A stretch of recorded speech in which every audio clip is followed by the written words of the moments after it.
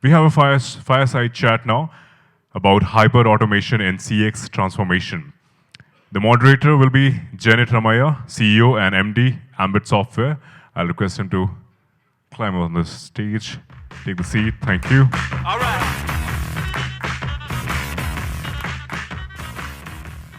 We have the panel members as Suresh, Iyer, Chief Information Officer, Blue Star Limited. And we can also use your hands. Let's welcome them on stage. Please put your hands together. Thank you. Next we have Pankaj Mittal, founder and CEO, Digizen Consulting. All right. Yeah. Joining them we have Viral Davda, Chief Technology Officer, NCTEX. I must admit, I can't explain any of these songs. Last but not the least, we have Subhadip Saha, Chief Product and Technology Officer, Avendus. Thank you so much for being here, panel members, and moderator, over to you.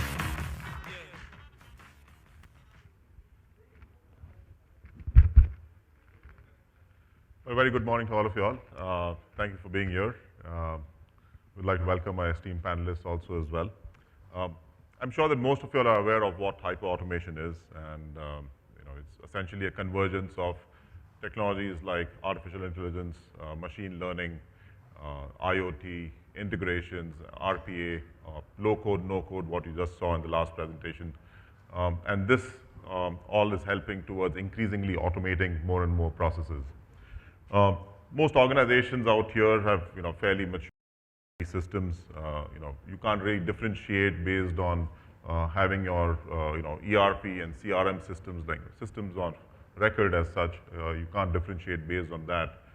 And organizations are now trying to differentiate more on digital transformation. And hyper-automation is becoming a key pillar in this transformation journey for most organizations as well. Organizations, during the pandemic have started also focusing increasingly on customer experience transformation. This has become extremely vital for them. And with this, the focus has been less on productivity and efficiency gains, which is essentially more or less a given today. And the focus has shifted over to customer experience transformation. Of course, with the pandemic, we've also seen focus on enterprise risk and resilience. But that is a separate topic altogether. So today during this panel discussion, we will try and gain insights from our esteemed panelists in terms of how hyper-automation has really helped with CX transformation in their organizations. We will look at also some practical insights into what are the benefits and what is the value that hyper-automation can give. We will also look at how compliances in terms of both regulatory compliances and security compliances, how they can also, how do you work within the framework of those compliances and yet, ensure that the customer experience is not, hampered in any way. We'll also look at some of the trends that are happening today in hyper-automation, and along with that, we will look at how you really can, hyper-automate your organization at scale. So we'll start with Suresh. Suresh, you are driving the digital transformation agenda for your organization at Blue Star. You're leveraging on IoT, on RPA, on mobility, analytics, and cloud. And in short, you're really hyper-automating the company in that sense. Can you share with the audience what are some of the benefits that you've accrued during this hyper-automation journey? That may take me a day to answer, to be honest. In fact, 2 days for the challenges, 1 day for the benefits. That's how I would put it. But thanks. Good morning, everybody. I represent Blue Star, which is, I'm sure some of you know, is one of the primary players in the air and water conditioning space within this country, and as well as now having a global presence. So we design, manufacture, sell, service, and do a whole lot of other things around it within this country.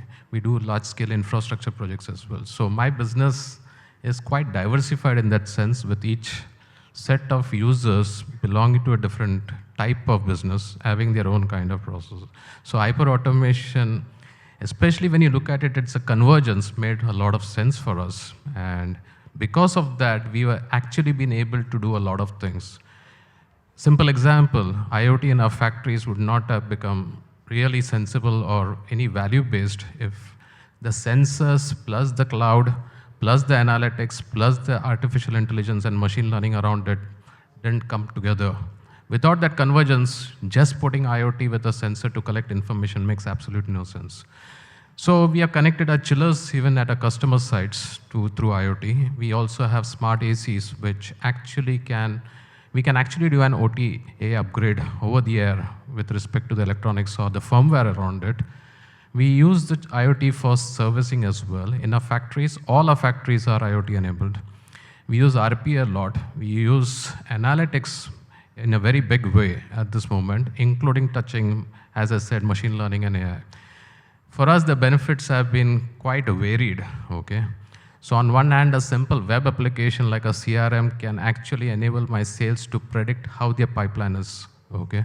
And therefore be able to react to a situation before they come to the review such that the pipeline always looks healthy. And this has resulted in a major revenue generator for the business. They are able to achieve, in fact, they're able to exceed their targets thanks to what we have done on this platform. It's not just the CRM, but the insights which are coming on top of it, which we built, which is enabling that.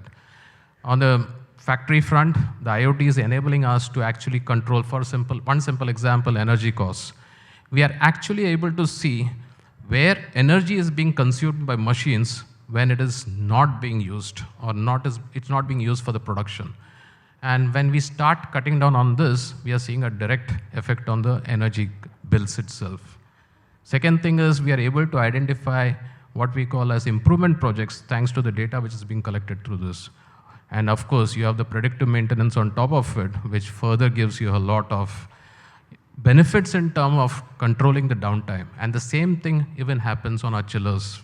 Thanks to IoT, we are able to minimize the downtime because we are able to actually anticipate a situation and be able to control it remotely before we actually get into the site, which could be quite a distance away. So our response is instantaneous in that sense, which actually helps us, generate better customer satisfaction. These are some of the examples, and thanks to the amount of time left, I'm going to cut it here. Sure. No, thank you for sharing, Suresh. What are some of the challenges that you've faced during this journey of hyper-automation?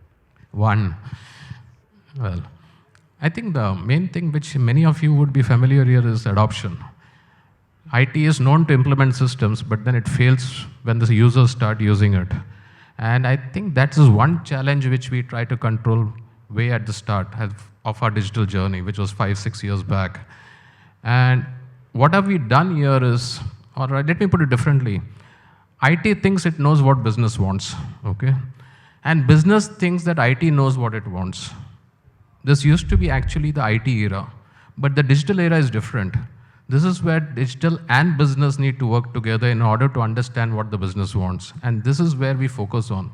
So we adopt certain techniques such as design thinking, agile, a lot of those collaborative working models, which allows us to create an application, or rather co-create an application for the business, which is made by the business, but obviously developed through IT or through some vendor. And this has helped us control this whole adoption. So today, I actually have got a very high percentage of my applications getting adopted from the day it is launched, as compared to not seeing an ROI for a year or so. So this is a big challenge which many companies face, and I think we have figured out how to handle it. That's fantastic. Subhadip, you come with a lot of experience in banks and financial services, including right now at Avendus also as well. You've implemented a number of AI and ML solutions during your career.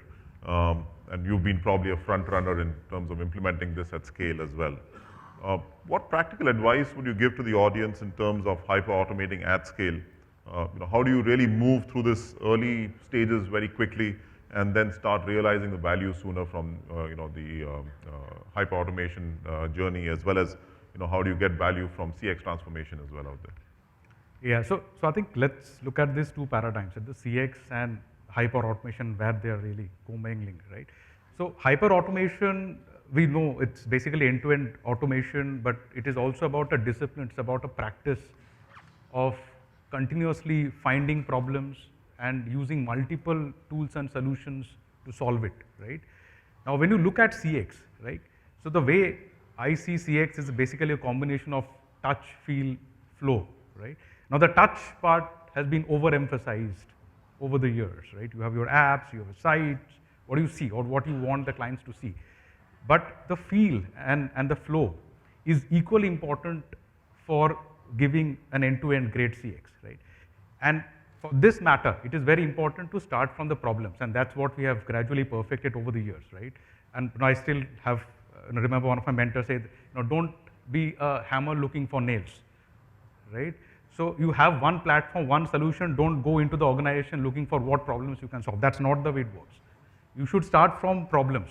And that's why, again, Suresh talked about having closely working with the business. So business and tech, first look at all the problems that you are wanting to solve, and then look at what part of the technology you want to adopt. Now, just one example or a couple of examples, knowing that time is short, right? So let's look at the problems which are already solved, right? And go back years, how it has been happening. So the customer onboarding is a reasonably solved problem today, right? But if you look at few years back, it was all disparate. It were in days, information difficult to get by, who is onboarded, who is not onboarded. But if you break that problem, essentially you had multiple sub-problems, right? First, obviously, you have to get the data. You have to channelize the data. You have to interpret the data. And think about a simple loan onboarding for a retail customer. I'm taking the simplest of the cases. For entities, much more complex. You are essentially taking whole lot of PIDs, right? But the first level you have to get is first capture the data. Then you have to have a second round of automation to understand what is there in all your PIDs. The third thing is to channelize it into the right systems. And the fourth one is to be able to take a decision out of all of the information. So you can't solve all of the problems together, right? That's what is important, work with the business, which is the biggest choke point, right? And you solve one by one. So that is one aspect. The other aspect, you talked about scale, right? And the important thing to understand is it doesn't happen overnight. 0 to 1, especially who are practitioners in AI ML, there is only one thing, there's sweat and blood, right? So day one accuracy is going to be 30%, 40%, 50%. What you see, probably what is coming out 80, 90%, it takes time. So human in loop, important. Again, prioritization of use cases important. I'll just finish off with again one important examples that I can recall of. Very, very sensitive, right? So we are talking about automating anti-money laundering with some sort of a machine learning, because that appeared to be the biggest choke point. We were taking the most amount of time to vet those AMLs and creating days in the trade banking onboarding. And we figured out there's no way I can automate it on day one. So we started with accuracy of 30% and erred on accuracy. That means it is okay to have a lot of false positives, right? And let it be vetted. But obviously we will make sure that nothing goes past. And gradually the accuracy improved 30%, 40%, 50%, 80%, and probably you get again a team of 100 doing the same work to roughly around 20, 25 in a span of 2 years, and obviously give the client a savings of around 4 to 5 days in their overall process. So yeah, I mean that you just have to again reprioritize the problems. Don't go solution first, go problem first, and then be prepared to co-mix all of these together and solve it. Yeah, so, thank you, Subhadip. I think both you and Suresh really emphasize that business and IT need to work together and need to be aligned well to kind of get the benefits from hyper-automation. Moving to Viral. Viral, in the case of NCDX, the customers are essentially members of the exchange.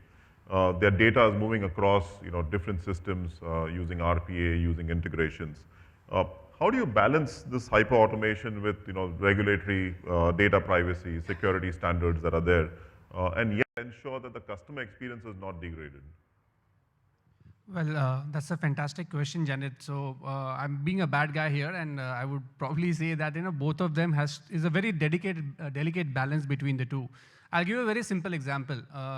As you rightly said, all the systems are integrated. The data is flowing between all the systems, and at the end of the day, my member, when he logs in into his member portal, wants to see his real-time position. Now to log in, that's a DMZ application, internet-facing application. So I have put whole lot of security parameters in place. I have password, complex password, 16-digit, special characters, multi-factor authentication. Then I have pattern recognition. If he's trying to log in from a different machine, I throw him a captcha, I throw him a visual representation. So he's frustrated at the end of the day. What the hell is happening? I just want to review my position, let me log in. So it's a very delicate topic as such, but those things are important, because there's a confidential data of the members. So the way we handle is whenever we implement such security controls, we run special campaigns and we educate the members saying that, okay, this is done because of this reason and this is the benefit that you're going to get. So yes, I mean, I will not say that, there is some kind of a customer inconvenience, but security is important. So there has to be a balance between security and anything that we do. It may cause slight inconvenience, but that's really required. That's from a security perspective. Moving to data privacy, we being an exchange, the data privacy security is at most importance. And that's true for any organization as such. For that, and I think with the recent data protection bill been introduced by Government of India, where you need to really take consent of the user before using the data. I think that's a step towards taking a responsible automation, especially if you're automating using AI and ML, and that involves public information and personal information of the users is very important step that the government has taken. I'm sure all of us are aware about social media jokes going around that Alexa and Siri knows everything of your personal information, right? Where you went last night, whatever you're doing. We don't want all that personal information to be available out in the public, right? I was just hearing one joke, if you have a fight with your wife and next day morning you start getting calls from divorce lawyers. I mean, what happened? Essentially your phone is listening to the conversation that you're doing. So there has to be a fine balance between data privacy and while the technology can use it, AI can give you all these prompts, but we don't want that to happen. So we have to use AI and ML and all the technologies like this very responsibly. So again, a balance between both of them is really, really important. Thank you, Veeral, for sharing your thoughts on responsible automation. I think it's very important for organizations to realize that while they're embarking on this particular journey. Pankaj, you have worked with a number of telecom and BFSI companies in your career, and you helped many of these organizations with their digital transformation journeys. At the other end of the spectrum, you're also an investor and work with a lot of startups and mentor them as well. What are the trends that you see in hyper-automation that are there in the near term, especially in the Indian context? And are these really industry specific or are they generic trends that you're seeing? Thank you. I think 2-3 things. One is what we are calling as hyper-automation, it is hyper-convergence. One, because one stack is not solving every problem. You need to have automation, you need to have RPA, you need to have voice connected, IoT, analytics, cloud. So one stack or one solution or a point product is not solving the problem. Today, what we are seeing, at least in the startup ecosystem, apart from both telecom and BFSI, which is heavily regulated, what we are seeing is people are identifying the problem, building a technology stack which is solving the problem both horizontally and vertically, and then enhancing at scale, ensuring that closes solutions and problem statements across multiple domains, whether you are in banking, you are in telco, you are in NBFC, or in aviation, or logistics, or food delivery, etc. We never thought of things happening like this. I'll give you a very small example. A very large US bank we just worked with is using GIS data to open new banking branches. Now, what does GIS has to do with banking? So they are looking at the data, the card spent across that particular geography, understanding the need of opening an ATM or a branch there. We all know, at least in India, to open a physical branch, there is a cost to it. And we are, telling the customers not to come to the branch unless and until it is needed. But this bank, went out of the box, look at the spending pattern of its credit card, debit cards, money withdrawal, etc., and then deciding to open a branch or an ATM depending on the need of it, which is helping solving the customer challenges, which is not up to their reach or not able to go through this. So something out of the box, but solving the problem for the customer to reach through. So hyper convergence is what I would call as it is coming in line. And just again, not one stack. You have voice technologies coming through. We talked about Alexa, Siri, but then, when we are setting up center of excellences on automation, we are using today just not RPA, we are using at the back end chatbots, voice bots, integrations, API infrastructure, all of that ensuring that that L1, which was supposed to be there, it is just getting dismantled and it is DIY, do it as service, do it yourself, is which is gaining traction there, which is also solving the problem of compliance to a certain extent because you are very particular about what data need to be shared or not to be shared. So this is what we are seeing as a hyper-convergence there. Thank you, Pankaj. We have a couple of minutes left, so if there are any questions in the audience, we'd be, for the panelists, please feel free.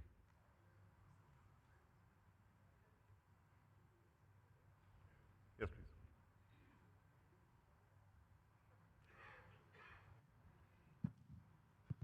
Hi everyone, good morning. So the question is that something like CX is a very intangible benefit in the eyes of customer even today. And to make it happen, there is a lot of investment that all of you and your companies must have gone through. So the question is, how do you make the customer realize those benefits, and ultimately how do you make the customer pay for it, at least a part of it? Because nothing comes for free. As CX is not an investment, it's an experience. Right? Today, when we are talking about CX in the post-pandemic world, nothing is on-prem today. Today, cloud is first, mobility as a first is the norm for a CIO. Applications cannot sit in, periphery of a back office of a CIO's office. So when we talk about customer experience, we're talking about omni-channel experience. We are talking about anything which is working on mobile, which is working on multiple form factor, which is working on cloud, and ensuring a tangible or intangible ROI which is gained. Take an example, when we talk about Apple products, the only thing we get to understand is experience, right? When we talk about some small or some other invaded telco provider or giving you a valuable handset, it is not a good idea to use it. Moment you see Apple, you have a mindset that yes, this is the experience we are talking about. So CX is also not about ROI, it's all about experience to the end customer at their digital touch points which they are currently using. We have time for maybe one last question. You can raise your hand, I'll come to you. Yeah. Hi, morning all. Thanks for the insight which you all have given. What I'm looking at is that all information, hyper-convergence, automation, everything related to customer experience, what about the security aspect of it? Because what I have experienced over the period is that many a times the vendor providing this particular products and the company, they have a disconnect.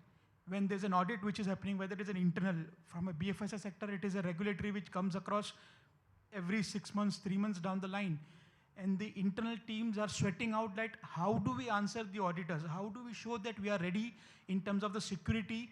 Because vendor says, you have not told what you want. The customer says that you being a product provider, you are doing all this type of automation. You should be ready with the international standards and frameworks and all that. So how do we address this type of query so that the customer experience don't get delayed, the products roll out quickly, and they are also secured from day one itself? Yep. So the way I look at it is, I'm assuming when you said customer, you're referring to the company who has done the automation. So I think there are various norms. Specifically, look at the BSFI sector. There are very well-defined norms of security about the data, about the way data is stored at rest, the way data is taken in motion, the way data is in use. So all this entire life cycle of data is very well defined in terms of framework. We have a very strong cybersecurity and resiliency policy in place. So when we go out to any vendor for any kind of implementation, right? It may be related to customer experience, it may be related to internal rollouts, whatever. The document is completely handy. We have an information security team who actually validates that all the parameters which are required to be kind of satisfied are certified. So from my perspective, the ownership, while vendors can bring in their perspective about the global implementation of other customers, at the end of the day, the responsibility lies with the organization who is implementing the automation to ensure that their customers' data is securely stored and it being used responsibly. We cannot. I think for me there is no gray line. It's clearly responsibility of the company who's implementing the automation. Well, thank you everybody for your valuable time and for your attention. Thank you panelists for your insights. We'll be available later today if you all have any other questions. Thank you so much.